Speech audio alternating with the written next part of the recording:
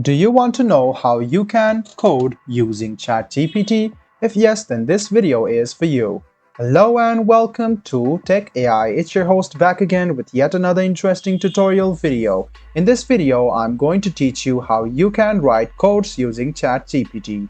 Open ChatGPT on your Chrome or Edge browser and then log into your account. What you need to do next is write down a prompt. So you can write that, can you write me a Python code to add two even numbers. So after you write it, click enter, and in a while you can see that it will give you a perfect code for what you asked for. So you can see that this is a Python code which you asked for, and it also gives you additional information.